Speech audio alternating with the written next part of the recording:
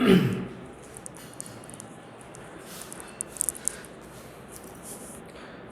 Students, welcome to बाई रूटेक class. Last video में हम लोगों ने कंप्लीट किया फिक्स्ड शॉप लार्ज रिटेलर्स का point number 1 departmental stores. Departmental store जो है वो लार्ज स्केल रिटेलिंग स्टोर है। ओके, लार्ज स्केल में इंक्लूड होता है जहाँ पर अलग अलग डिपार्टमेंट्स या सेक्शंस क्रिएट किए जाते हैं ऑनर के द्वारा। सेंट्रल लोकेशन में सिचुएटेड होता है जहाँ से लार्ज नंबर ऑफ पीपल अपने नीड्स को, रिक्वायरमेंट्स को पूरा कर सकते हैं। अगर एक फैमिली वहाँ पर विज़िट करता है उस स्टोर में, तो वो अपने house hold articles and plus family requirements को भी पूरा कर सकता है। ओके, तो सेव टाइम जो है वो सेव हो रहा है। एक ही स्टोर में जा कर के वहाँ पर लार्ज नंबर ऑफ पीपल या लार्ज नंबर ऑफ कस्टमर जो है शॉपिंग कर सकते हैं, एज वेल एज अपने रिक्वायरमेंट्स को पूरा कर सकते हैं। उसके कुछ फीचर्स हम लोगों ने डिस्कस किया था।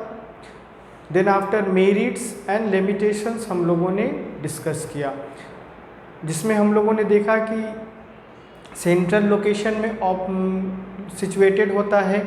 ओके, कन्वीनियंट है किसके लिए? कस्टमर्स के लिए। कस्टमर एक जगह विज़िट करके अपने रिक्वायरमेंट्स को पूरा कर सकता है। जो उसको हाउस होल्ड आर्टिकल से रिलेटेड प्रोडक्ट चाहिए या फैमिली मेम्बर्स के जितने भी रिक्वायरमेंट्स हैं, अगर उनको ध्यान में रखा जाए तो वो भी वहाँ पर ईज़िली पूरा हो सकता है। ओके, फिर दिन हम लोगों ने देखा था कि अट्रैक्टिव सर्विसेज प्रोवाइड कराता है ये अपने लार्ज नंबर ऑफ कस्टमर्स को। Economy of large scale operation, यानी जो बड़े पैमाने पे ये काम करता है तो थोड़ा सा सहूलियत होता है। ओके, देन प्रोफेशनल मैनेजमेंट के थ्रू इसे रन किया जाता है।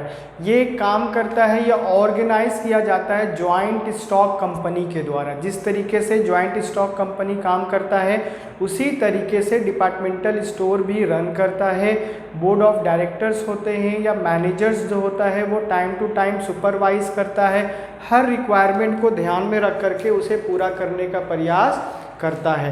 देन आफ्टर हम लोगों ने बात किया था लिमिटेशंस के बारे में, जिसमें हम लोगों ने देखा कि लैक ऑफ पर्सनल अटेंशन होता है।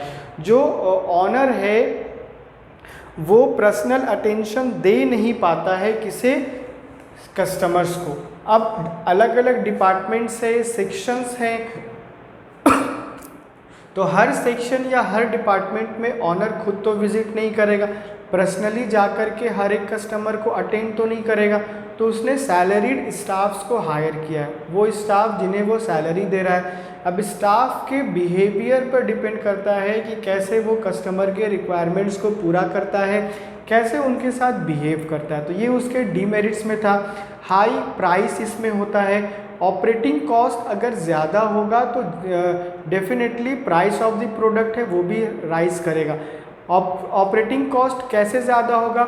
डेकोरेशन ऑफ शोरूम है, विंडो डिस्प्ले है, तो ये सारी चीज़ें करने के लिए या अदर और भी चीज़ें हैं जो इसमें इंक्लूडेड हैं। तो ऑपरेटिंग कॉस्ट अगर इंक्लूड होगा तो उस कॉस्ट को रिकवर कहाँ से किया जाएगा?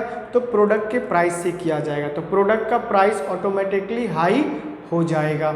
ओके, तो ये कुछ पॉइंट्स है जो हम लोगों ने डिपार्टमेंटल स्टोर्स में उसके फीचर्स, मेरिट्स और लिमिटेशंस के अंदर डिस्कस किया था। इस वीडियो में हम बात करने वाले हैं मल्टीपल स्टोर्स, जिन्हें हम चेन स्टोर्स भी बोलते हैं। इसका डेफिनेशन डिस्कस करेंगे एंड आफ्टर दैट हम लोग फीचर्स, लिमिटेशंस और मेरिट्स के बारे में डिस्कशन करेंगे। चेन स्टोर्स और मल्टीपल स्टोर्स दोनों एक ही नाम है। कहीं पर चेन स्टोर मेंशन हो सकता है, कहीं पर मल्टीपल शॉप्स में मेंशन हो सकता है। दोनों का तात्पर्य, दोनों का मीनिंग जो है वो सेम होता है। Are networks of retail shop. ये क्या है? एक नेटवर्क है। चेन क्या है? कड़ी है। एक जैसा मल्टीपल शॉप अवेलेबल है, यानी एक जगह एक जैसा शॉप मल्टीपल प्लेसेस पर अवेलेबल है। Okay, of retail shop. लेकिन ये किसके अंदर इंक्लूड होता है? तो इसे हम रिटेल शॉप के अंदर ही इंक्लूड करते हैं, which are own by a single business enterprises, जो किसके द्वारा रन किया जाता है या किसके द्वारा ऑपरेट किया जाता है, तो सिंगल ऑनर होता है। सिंगल ऑनर या सिंगल बिजनेस इंटरप्राइजेज के थ्रू ही इसे रन करवाया जाता है। इट्स मैनेजमेंट इज सेंट्रलाइज्ड, और उसका जो मैनेजमेंट है वो क्या है, सेंट्रलाइज्ड है। डिपार्टमेंटल स्टोर्स जो है वो थोड़ा सा चेन स्टोर से डिफर है। ओके, तो चेन स्टोर जो है या मल्टीपल स्टोर जो है वो सारा का सारा कंट्रोल जो है वो सेंट्रलाइज्ड, यानी एक जगह से ही वो ऑपरेट हो रहा है। फॉर एग्जांपल चेन स्टोर यहाँ भी है, यहाँ भी है, यहाँ भी है, यहाँ भी है, लेकिन जो सारा का सारा कंट्रोल है वो एक जगह से हो रहा है, सेंट्रल से हो रहा है, यानी डिसीजन लेने का जो अथॉरिटी है केवल वो इसे है। यहाँ पर रिप्रेजेंटेटिव हो सकते हैं, यहाँ पर मैनेजर्स अपॉइंट हो सकते हैं जो उस पर्टिकुलर एरिया में जो शॉप है उसको वो ऑपरेट कर पाए, लेकिन जो डिसीजन लेने का अधिकार है या जो पावर है वो सेंटर में जो अथॉरिटी है उसको है। These shops are spread over different localities, ये डिफरेंट लोकेलिटीज़ में क्या होता है, फैला हुआ होता है। हर एरिया में एक चेन स्टोर का एक शॉप आपको देखने को मिल सकता है अगर उस एरिया में अवेलेबल है तो। ऑफ द सिटी और इन डिफरेंट सिटीज़, अलग अलग शहरों में, अलग अलग स्टेट्स में हमें ये चेन स्टोर्स या मल्टीपल शॉप्स अवेलेबल मिल सकते हैं। All the retail shop deal in similar line, जितने भी रिटेल शॉप्स होते हैं वो सिमिलर लाइन के प्रोडक्ट के साथ ही या similar standard of the product के साथ ही डील करते हैं। Line of standardised and branded consumer product, यानी जो प्रोडक्ट अवेलेबल होगा वो एक जैसा ही अवेलेबल होगा, यानी जो प्रोडक्ट यहाँ अवेलेबल है वही यहाँ भी अवेलेबल होगा, same quality, same price, same standard का। ऐसा नहीं है कि यहाँ पर कोई और प्रोडक्ट है, यहाँ पर क्वालिटी कुछ और है, यहाँ पर स्टैंडर्ड कुछ और है, क्योंकि जो अथॉरिटी है वो डिसाइड करेगा, जो सेंटर अथॉरिटी है वो डिसाइड करेगा कि हमारे प्रोडक्ट का क्वालिटी क्या होगा, और वही प्रोडक्ट हर एक सिटी में ट्रांसफ़र किया जाएगा या जहाँ पर उसका रिक्वायरमेंट है वहाँ पर सेंटर के द्वारा उसे सेंड किया जाएगा। They all have identical strategies with identical product and display. For example Bata, हम लोगों ने देखा है कि आप अगर बाटा के प्रोडक्ट को लोगे तो बाटा का प्रोडक्ट आपको सिमिलर मिलेगा। आप किसी भी शहर से लोगे या किसी भी स्टेट से लोगे, जो बाटा का क्वालिटी है वो सिमिलर होगा, जो उसका प्राइस है वो भी सिमिलर होगा। रेमंड शोरूम अगर आप जाओगे या रेमंड के शोरूम में आप विज़िट करोगे, वहाँ पे जो प्रोडक्ट अवेलेबल मिलेगा वो आपको सेम मिलेगा जो आपको अदर सिटी में अवेलेबल है। तो बाटा है, रेमंड शोरूम है, पिज़्ज़ा हट है या और भी एक्सेट्रा जो मल्टीपल शॉप्स या रिटेल स्टोर्स के अंदर इंक्लूड होते हैं, ये आइडेंटिकल प्रोडक्ट को सेल आउट करते हैं। उस प्रोडक्ट को सेल आउट करते हैं जिसका क्वालिटी एक जैसा होता है, जो एक स्टैंडर्ड का होता है। ऐसा नहीं है कि किसी एक शहर में बाटा का प्रोडक्ट का क्वालिटी कुछ और है और दूसरे शहर में बाटा का प्रोडक्ट का क्वालिटी कुछ और है, क्योंकि वो जो सप्लाई होता है वो एक जगह से होता है।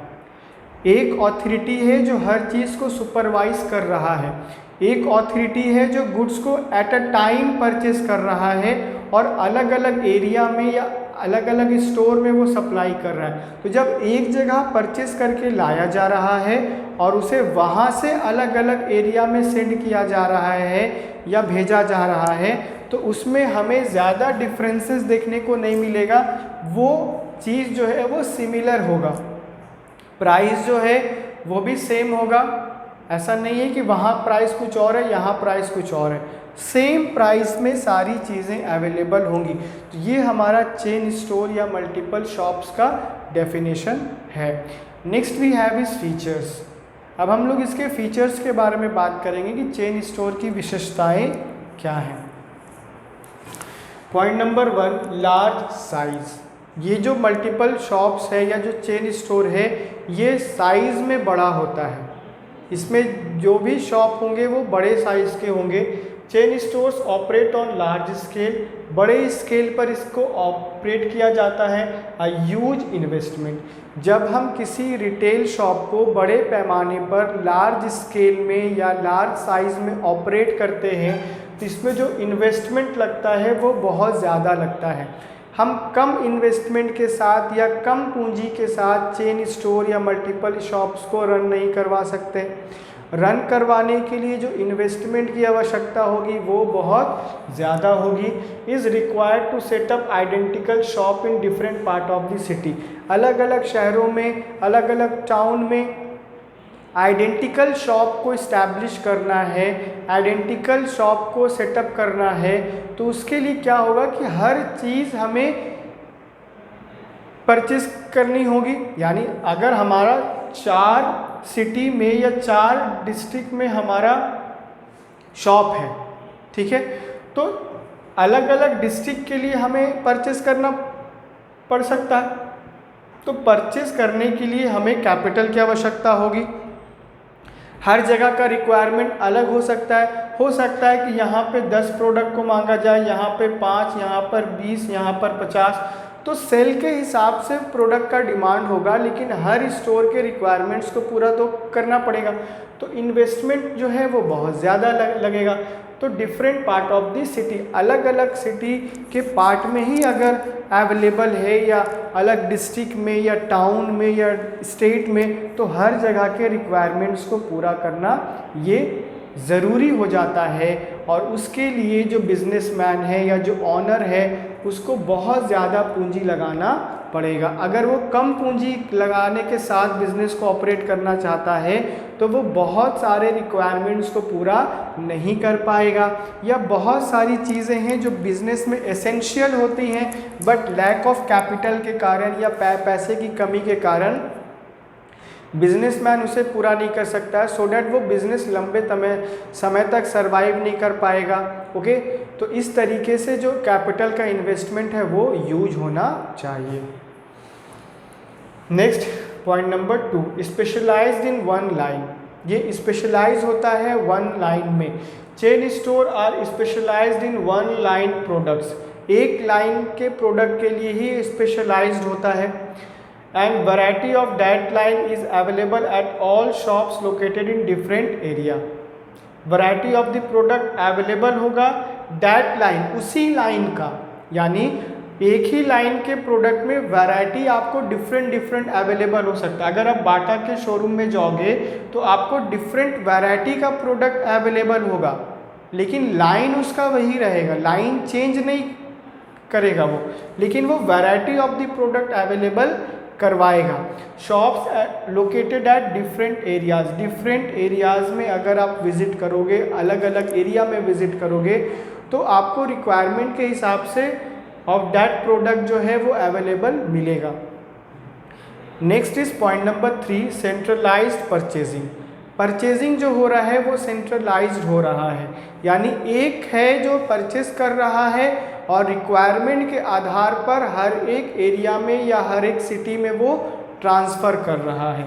The goods for all the chain stores, goods का जो रिक्वायरमेंट है जितने भी चेन स्टोर में are purchase by head office, किसके द्वारा परचेज किया जा रहा है, तो हेड ऑफिस के द्वारा परचेज किया जा रहा है। जो हेड ऑफिस है उसके अंदर जितने भी उसके ब्रांचेज हैं या जितने भी मल्टीपल शॉप्स हैं या हैं वो उनके रिक्वायरमेंट्स को पूरा करेगा, लेकिन पूरा कहाँ से किया जाएगा, तो हेड ऑफिस के द्वारा ही पूरा किया जाएगा। तो परचेस करने का ऑथोरिटी किसके पास है, तो हेड ऑफिस के पास है। अब अलग अलग सिटी में जितने भी शॉप्स हैं वो शॉप अपने रिक्वायरमेंट्स का रिपोर्ट तैयार करते हैं और वो रिपोर्ट को सेंड किया जाता है हेड ऑफिस के पास। अब हेड ऑफिस क्या करता है, अलग अलग सिटी के रिपोर्ट को वो कैलकुलेट करता है कि इस सिटी में इतना रिक्वायरमेंट है, उस सिटी में इतना रिक्वायरमेंट है, तो उसी रिक्वायरमेंट को वो टोटल करता है और टोटल करने के बाद वो परचेस करता है। तो जब वो परचेस करके लाएगा तो क्वांटिटी में लाएगा यानी बल्क में लाएगा। तो जब वो बल्क में लाएगा तो उसको ज़्यादा प्रॉफिट कमाने का मार्जिन मिलेगा। तो इसके थ्रू वो क्या करेगा, ज़्यादा अर्निंग का चांसेस बन सकता है। To maintain the uniformity in product sold at different retail showroom, अलग अलग शोरूम में जो सेल है वो डिफरेंट होगा। ऐसा नहीं है कि यहाँ पर अगर जितना सेल हो रहा है वो यहाँ भी इतना सेल होगा। कंज्यूमर के परचेजिंग स्किल को देखा जाता है। परचेजिंग जो जहाँ पर शोरूम है वहाँ पर कंज्यूमर कितना अट्रैक्ट हो पा रहा है, कितना इंटरेस्ट दिखा पा रहा है। अगर प्रोडक्ट बहुत ज़्यादा अच्छा है तो हो सकता है किसी जगह कम किसी जगह ज़्यादा, सो डैट 19-20 करके सेलिंग होगा, लेकिन प्रोडक्ट का सेल ज़्यादा होने का चांसेस है। क्योंकि कंज्यूमर को ये लगता है कि अगर मैंने यहाँ से प्रोडक्ट परचेज़ किया है या मल्टीपल शॉप से मैंने प्रोडक्ट परचेज़ किया है, अगर मैं डिफरेंट सिटी भी जाता हूँ वहाँ भी जाके अगर मुझे यही प्रोडक्ट चाहिए तो सेम रेट का मिलेगा। तो एक फेथ बन जाता है कंज्यूमर का, एक भरोसा हो जाता है कि मैं ईज़िली इसे कहीं से भी परचेज़ कर सकता हूँ। और कंज्यूमर को ये पता होता है कि जितने भी मल्टीपल शॉप्स हैं या चेन स्टोर्स हैं, जो उनका परचेजिंग है वो सेंट्रलाइज परचेजिंग होता है, यानी हेड ऑफिस के द्वारा परचेजिंग किया जाता है और उसके तहत ही प्रोडक्ट को अलग अलग स्टोर में सेंड किया जाता है। Next point number 4, decentralise sale. Each chain store has its independent sale. जितने भी चेन स्टोर हैं, जितने भी अलग अलग शहर में या अलग अलग टाउन में स्टोर्स हैं, जो उनका सेल है वो इंडिपेंडेंट है, यानी किसी पर वो डिपेंडेंट नहीं है, किसी पर वो निर्भर नहीं है। यहाँ पर कितना सेल होना है ये इंडिपेंडेंट है अपनी सेल को करने के लिए, कस्टमर को अट्रैक्ट करने के लिए। यहाँ पर क्या सेल होगा वो खुद डिसाइड करेगा या वो इंडिपेंडेंट सेल कर सकता है। Their stores are located in different part of the city और कंट्री। कंट्री के हर पार्ट में लोकेटेड होते हैं, सिटी के हर पार्ट में लोकेटेड होते हैं। तो हर एरिया में एक जैसा सेल संभव नहीं है। अगर हम हर एरिया को एक जैसा मानने लगे या वहाँ के इन्वायरमेंट को या वहाँ के चीज़ों को अगर हम एक जैसा जज करने लगे तो ये बिजनेस पॉइंट ऑफ व्यू से अच्छा नहीं होता है। क्योंकि हर एरिया जो है वो कुछ ना कुछ वहाँ पे वेरिएशंस होते हैं, चेंजेस होते हैं। इकोनॉमिकल होता है, जोग्राफिकल है, पॉलिटिकल है, एज वेल एज कंज्यूमर का टेस्ट है, कंज्यूमर का प्रेफरेंस है, कंज्यूमर का लाइक्स है।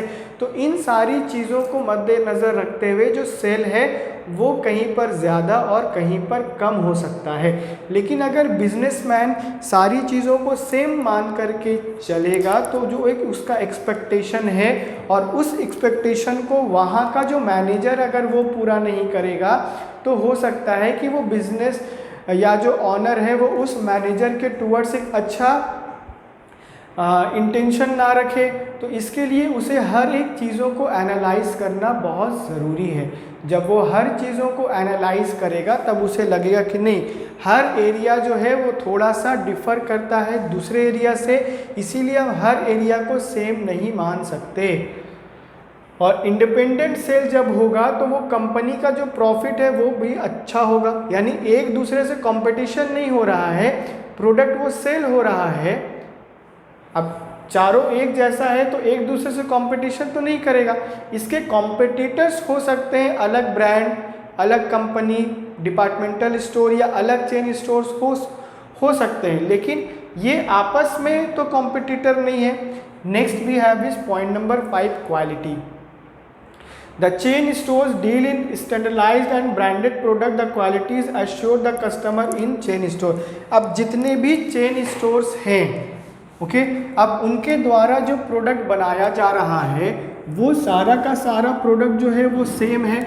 ऐसा तो है नहीं कि किसी एक सिटी में जो प्रोडक्ट सेल किया जा रहा है उसका क्वालिटी डिफ़र है और दूसरे सिटी में जो सेल किया जा रहा है उसका क्वालिटी डिफ़र है। ये बिल्कुल भी नहीं होता है। कंज्यूमर जो हैं वो अवेयर होते हैं और उनको पता होता है कि अगर हमने चेन स्टोर से परचेजिंग किया है या हम चेन स्टोर से किसी भी प्रोडक्ट को परचेज करते हैं तो उसका जो क्वालिटी है उसके लिए हम अश्योर हो सकते हैं। यानी चेन स्टोर जो है वो ये भरोसा दिलाता है कि अगर आपने हमारे स्टोर से परचेजिंग किया है और आप शहर के किसी दूसरे पार्ट में जाओगे या दूसरे सिटी में जाओगे और वहाँ भी अगर आप हमारे ही स्टोर से परचेजिंग करोगे तो क्वालिटी में आपको अंतर देखने को नहीं मिलेगा, प्रोडक्ट के स्टैंडर्ड में आपको अंतर देखने को नहीं मिलेगा। आप कोई भी प्रोडक्ट परचेज करोगे तो प्रोडक्ट का जो क्वालिटी है वो सेम होगा, उसमें आपको वेरिएशंस चेंजेस देखने को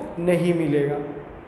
next we have point number 6, elimination of middle man. Middle man को इसमें एलिमिनेट कर दिया जाता है। जिस भी प्रोसेस में अगर मिडिल मैन इंक्लूडेड होगा तो वहाँ पर जो प्राइस है प्रोडक्ट का वो जनरली हाई हो जाता है, क्योंकि मिडिल मैन जो होते हैं वो अपने प्रॉफिट को रख करके प्रोडक्ट को सेल आउट करते हैं। तो कम से कम अगर मिडिल मैन होंगे तो ज़्यादा चांसेस होगा प्रॉफिट को अर्न करने का, मार्जिन जो होगा प्रॉफिट का वो ज़्यादा होगा। लेकिन अगर हम लोग बात करते हैं चेन स्टोर की या मल्टीपल शॉप्स की, तो इसमें जो मैन्युफैक्चरर्स है वो खुद ऑनर है चेन स्टोर का।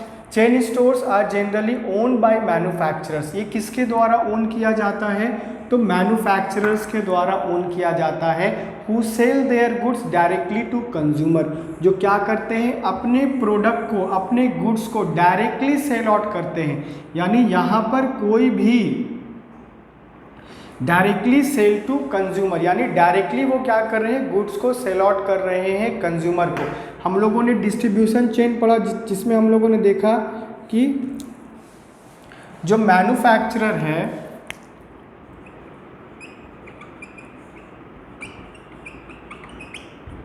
वो किससे डील करता है? होलसेलर से डील करता है। फिर होलसेलर जो है वो रिटेलर से डील करता है और रिटेलर जो है वो फाइनली कंज्यूमर को वो प्रोडक्ट सेल आउट कर देता है। तो ये एक डिस्ट्रीब्यूशन चेन है। तो इस डिस्ट्रीब्यूशन चेन में जो सबसे पहले है वो है मैन्युफैक्चरर और जो सबसे लास्ट में है वो कौन है? कंज्यूमर्स हैं।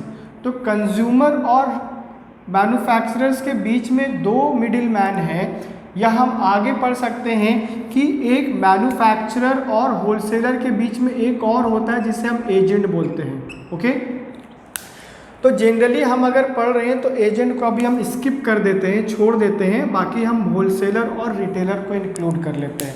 तो होलसेलर और रिटेलर जो है वो मिडिल मैन है। ये दोनों के माध्यम से कंज्यूमर तक प्रोडक्ट जनरली पहुंचाया जाता है। अगर हम जनरली मार्केट विजिट करते हैं तो वहाँ पे मैन्युफैक्चरर या होलसेलर अवेलेबल नहीं होता है। लार्ज एरिया को जो कवर करता है मार्केट का वो नंबर ऑफ रिटेलर्स अवेलेबल होते हैं। ओके, तो रिटेलर्स जो होते हैं वो जनरली कनेक्टेड होते हैं नंबर ऑफ कंज्यूमर के साथ। लेकिन जब मल्टीपल शॉप्स या चेन स्टोर के ज़रिए मैन्युफैक्चरर जो है वो डायरेक्टली कनेक्टेड होगा किसके साथ? कंज्यूमर के साथ। ये इसके साथ डायरेक्टली अगर कनेक्टेड हो जाए तो आप कहोगे कि ये किसके अंदर आएगा? तो मल्टीपल चेन के स्टोर के अंदर आएगा, क्योंकि एलिमिनेशन ऑफ मिडिलमैन तभी संभव है जब मैन्युफैक्चरर जो है वो अपने बनाए हुए प्रोडक्ट को डायरेक्टली किसको सेल आउट कर दे? कंज्यूमर को सेल आउट कर दे। किसके द्वारा? मैन्युफैक्चरर्स के द्वारा। क्या वो सेल आउट करेगा? तो गुड्स को, प्रोडक्ट को सेल आउट करेगा। तो जब डायरेक्टली ये प्रोडक्ट यहाँ तक रीच करेगा तो हम इसको मान लेंगे मल्टीपल शॉप्स के अंदर, क्योंकि जनरली जितने भी मल्टीपल स्टोर्स हैं या चेन स्टोर्स हैं वो ओन किए जाते हैं, ओन बाय मैन्युफैक्चरर्स या प्रोड्यूसर्स। जो प्रोड्यूस करते हैं, जो मैन्युफैक्चर करते हैं, तो उनके द्वारा ही ये रन करवाया जाता है। So middle man are eliminated. So middle man क्या हो जाते हैं? एलिमिनेट हो जाते हैं। उनका कोई भी रोल या कोई भी रिस्पॉन्सिबिलिटी नहीं रहता है। रिस्पॉन्सिबिलिटी तभी होगा जब वो पार्ट ऑफ उसके पार्ट बनेंगे। जब उनको उस प्रोसेस का पार्ट बनाया जाएगा तभी तो कुछ रिस्पॉन्सिबिलिटी या कुछ रोल होगा। जब वो इसके पार्ट ही नहीं रहेंगे तो उनका कोई भी रोल या रिस्पॉन्सिबिलिटी नहीं बनता है। तो इसमें डायरेक्टली सेल आउट कर सकते हैं मैन्युफैक्चरर कंज्यूमर को अपने प्रोडक्ट, तो मिडिल मैन नहीं होगा, तो जो फ़ायदा होगा वो कंज्यूमर को होगा, क्योंकि ये यहाँ पे कम से कम प्राइस में मैन्युफैक्चरर से प्रोडक्ट ले सकता है, यानी एक फिक्स रेट पर ही लेगा, लेकिन जो मैन्युफैक्चरर प्रॉफिट रखेगा वो बहुत ज़्यादा हाई नहीं होगा। Next we have uniform price. The price of product charged by chain store located in different part of the city are same as they sell the goods at a fixed price। मैंने आपको बताया कि जो head office होता है, जो head office है और उसके अंडर जितने भी अलग अलग स्टोर्स आते हैं, ओके, अब जब भी वो गुड्स को परचेज करके यहाँ सेंड कर रहा है, यहाँ सेंड कर रहा है, यहाँ और यहाँ सेंड कर रहा है, तो उसके प्राइस में अंतर नहीं होगा, ओके, उसका जो प्राइस होगा वो सेम होगा। जो प्राइस का प्रोडक्ट आप अगर यहाँ से लोगे वही आपको यहाँ से भी मिलेगा और वही आपको यहाँ से भी मिलेगा, क्योंकि जो परचेस कर रहा है वो कौन कर रहा है, तो हेड ऑफिस परचेस कर रहा है या मैन्युफैक्चरर जो है वो उसे बना रहा है। तो जब मैन्युफैक्चरर्स के द्वारा बनाया जा रहा है और डायरेक्टली सेल आउट किया जा रहा है कंज्यूमर को वो प्रोडक्ट, तो उस प्राइस में वेरिएशंस कैसे आ सकते हैं। जो प्राइस हमें किसी एक जगह पे मिलेगा वही प्राइस हमें दूसरी जगह पे भी पे करना पड़ेगा अगर हम सेम प्रोडक्ट या आइडेंटिकल प्रोडक्ट लेते हैं, okay. Charge by chain store located in different part of the city, अलग अलग सिटी में डिफरेंट सिटीज़ में लोकेटेड होते हैं, are same as they sell the goods at different fix price, क्योंकि जो उनका प्राइस होता है वो फिक्स्ड होता है। तो फिक्स्ड प्राइस के साथ हमें प्राइस में वेरिएशंस देखने को नहीं मिलेगा। प्राइस में वेरिएशंस देखने को वही मिलेगा जहाँ पर अलग अलग रिटेलर्स के पास अगर हम जाते हैं, अलग अलग रिटेलर्स के पास अगर कंज्यूमर जाएगा तो प्राइसेस में वेरिएशंस और चेंजेस देखने को मिलेगा।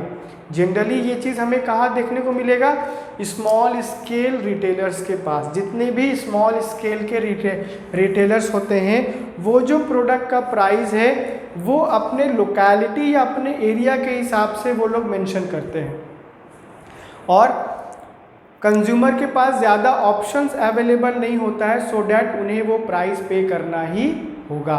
The next we have is point number 8, cash sales. In multiple shops no credit is given, goods are sold at cash base only. जितने भी मल्टीपल स्टोर्स हैं या चेन स्टोर्स हैं तो यहाँ पर क्रेडिट फैसिलिटी कंज्यूमर को अवेलेबल नहीं है।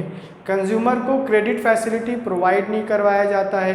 कंज्यूमर अगर मल्टीपल स्टोर में विज़िट करता है या चेन स्टोर में विज़िट करता है और जब भी वो वहाँ से प्रोडक्ट परचेज करेगा तो वो परचेज वो तभी कर पाएगा जब उसका भुगतान वो कैश में करेगा, यानी क्रेडिट पर कोई परचेजिंग का ऑप्शन यहाँ पर अवेलेबल नहीं है। कंज्यूमर को वो ऑप्शन ही नहीं दिया गया कि आप आइए हम आपको cash facility plus credit facility देंगे। यहाँ पर केवल और केवल कैश के बेसिस पर ही गुड्स को सोल्ड आउट किया जाता है।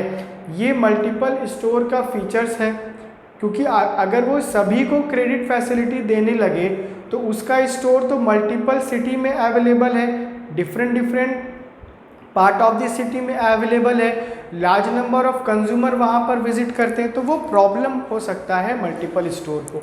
Point number next, regular inspection. The head office normally appoint inspectors.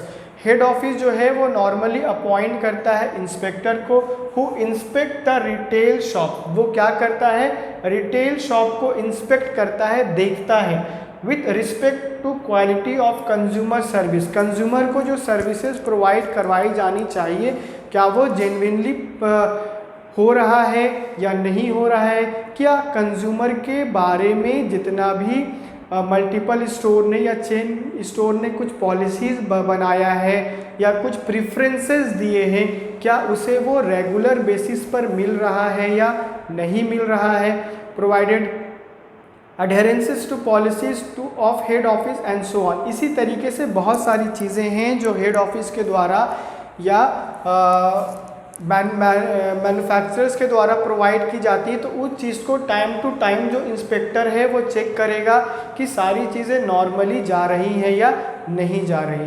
तो इस वीडियो में हम लोगों ने डिस्कशन किया डेफिनेशन ऑफ मल्टीपल स्टोर या चेन स्टोर। देन आफ्टर हम लोगों ने बात किया फीचर्स के बारे में, तो हम लोगों ने 9 फीचर्स को डिस्कस किया। नेक्स्ट वीडियो में हम इसके मेरिट्स और लिमिटेशंस को डिस्कस करेंगे।